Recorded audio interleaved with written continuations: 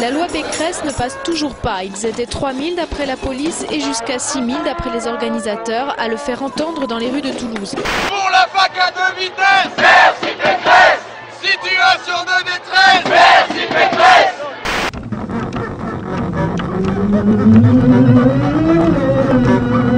Je démissionne de mes fonctions de directeur adjoint de la filière didactique des langues. Je démissionne de mes fonctions de directeur du domaine sciences humaines et sociales. Je démissionne de ma fonction de présidente du jury de la 3e année d'histoire. Un discours tenu par près d'une soixantaine d'enseignants-chercheurs ce matin à l'université du Maine. Après Aix-Marseille, Bordeaux ou encore Nantes, les Manceaux ont eux aussi remis leur démission administrative au vice-président.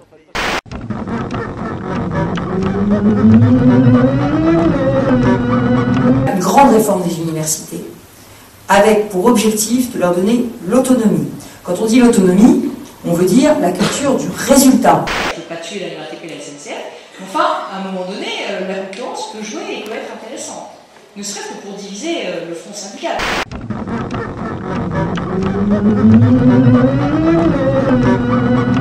Je vais vous faire sourire, mais j'imagine l'habitant de Puteaux qui achètera une voiture immatriculée 9.3.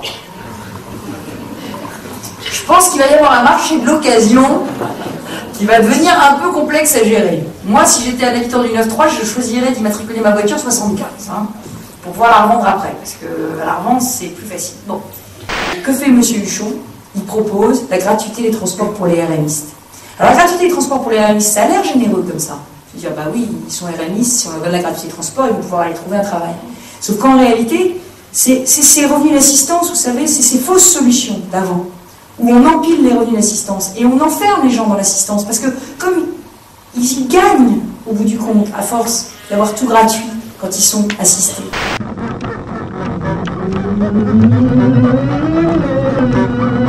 Dans les classements internationaux, il y en a plusieurs différents. Il y en a un, le plus crédible est celui qui concerne les élèves de 15 ans. On est 13-14e en Europe, ce qui est quand même assez... Non mais la France a des difficultés aussi spécifiques. On a une immigration qui est très nombreuse par rapport à d'autres pays qui sont beaucoup plus fermés, comme par exemple la Finlande. La Finlande est première dans tous les classements internationaux. C'est un pays qui est très fermé.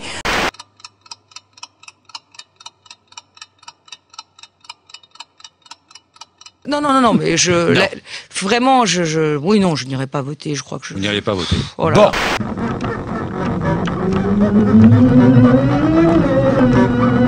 Si on veut rester compétitif dans le monde qui nous attend, c'est-à-dire un monde où bientôt il y aura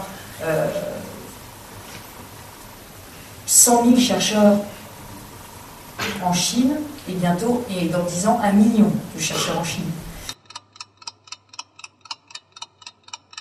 Si nous voulons rester compétitifs dans un monde où il y aura bientôt 100 000 chercheurs en Inde. Le pass Navigo aujourd'hui, vous faites la queue pour aller le recharger chaque mois. Eh bien moi je vous le dis, le pass Navigo pourrait se recharger dans les distributeurs de cartes bleues.